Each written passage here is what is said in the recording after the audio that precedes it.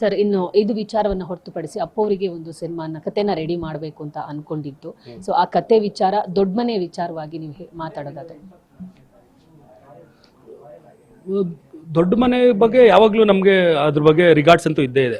ನಮ್ಮ ತಂದೆಯಿಂದ, ನಮ್ಮ ತಾಯಿ, ದರ್ಶನ್, ನಾನು, ನಮ್ಮ ಇಡೀ ಫ್ಯಾಮಿಲಿಗೆ ಅವ್ರ ಬಗ್ಗೆ ರಿಗಾರ್ಡ್ಸ್ ಇದ್ದೇ ಇದೆ. ಅವರು ಈಗ ಪುನೀತ್ ಸರ್ದು ಸಿನಿಮಾ ಮಾಡಬೇಕು ಅಂತ ನಾನು ಕತೆ ರೆಡಿ ಮಾಡ್ಕೊಂಡಾಗ ಪುನೀತ್ ಸರ್ಗೆ ಒಂದೇ ನಾನು ಮೆಸೇಜ್ ಹಾಕಿದೆ ವಾಟ್ಸಪ್ಪಲ್ಲಿ, ಸರ್ ಈ ಥರ ಒಂದು ಕತೆ ಇದೆ ನಿಮ್ಮ ಹತ್ರ, ಅದು ಡಿಸ್ಕಸ್ ಮಾಡಬೇಕು ಅಂದಿದ ತಕ್ಷಣ ಇಮಿಡಿಯೇಟ್ ಹಾಫ್ ಆನ್ ಅವರಲ್ಲಿ ನನಗೆ ರಿಪ್ಲೈ ಮಾಡಿದ್ರು ಅವರು.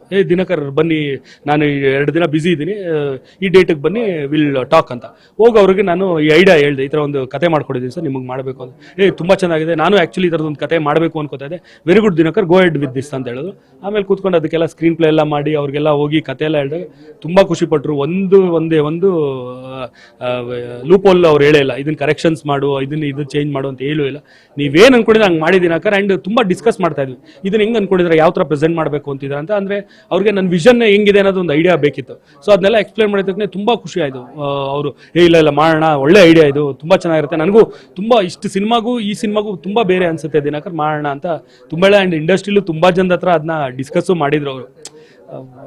ನಾನು ಅಷ್ಟು ಲಕ್ಕಿ ಎಲ್ಲ ಅನ್ಸುತ್ತೆ, ಮೋಸ್ಟ್ಲಿ ಪುನೀತ್ ಸರ್ ಜೊತೆ ಎಲ್ಲ ಸಿನಿಮಾ ಮಾಡೋಕ್ಕಾಗಿಲ್ಲ ನನಗೆ. ಸರ್, ಈಗ ಪುನೀತ್ ಸರಿಗೆ ಮಾಡೋಕ್ಕಾಗಲ್ಲ ಅನ್ನೋ ಕಥೆಯನ್ನು ತುಂಬ ಅವರ ಫ್ಯಾಮಿಲಿ, ಒಂದಿಷ್ಟು ಯುವ ಆಗಿರ್ಬೋದು, ವಿನಯ್ ಆಗಿರ್ಬೋದು, ಧೀರನ್ ಇಂಥವರಿಗೆ ಮಾಡೋ ಪ್ರಯತ್ನ, ಶಿವಣ್ಣನಿಗೆ ಆಗಿರ್ಬೋದು ಮಾಡೋ ಪ್ರಯತ್ನಗಳು ನಡೀತಾ ಇದೆ. ಸೊ ನಿಮ್ಮ ಪ್ರಯತ್ನ ಆ ಹಾದಿಯಲ್ಲೇ ಇರಬಹುದಾ ಅಂತ? ಇಲ್ಲ, ಆ ಥರ ಏನು ಆಲೋಚನೆ ಮಾಡಿಲ್ಲ. ಬಟ್ ನಮ್ಮದು ರಾಯಲ್ ಟೈಟಲ್ನ ಲಾಂಚ್ ಮಾಡಿದ್ದು Ashwini madam, Ashwini Puneeth Rajkumar madam.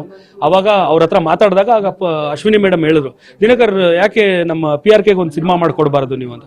Madam ಯಾವಾಗಾದ್ರೂ ಸರಿ, ನೀವು ಹೇಳಿ ನಾನು ಮಾಡ್ತೀನಿ ಅಂತ ಹೇಳಿದೆ. ಸರಿ, ನೀವು ರಾಯಲ್ದೆಲ್ಲ ಮುಗಿಸ್ಕೊಳ್ಳಿ, ಅದಾದಮೇಲೆ ಒಂದು ಸತಿ ನಾವು ಭೇಟಿ ಆಗೋಣ, ಮಾತಾಡೋಣ ಅಂತ ಹೇಳಿದರು. ಸೊ ಮಾತಾಡ್ತೀನಿ, ನೋಡೋಣ ಏನೇನಾಗುತ್ತೆ ಅಂತ.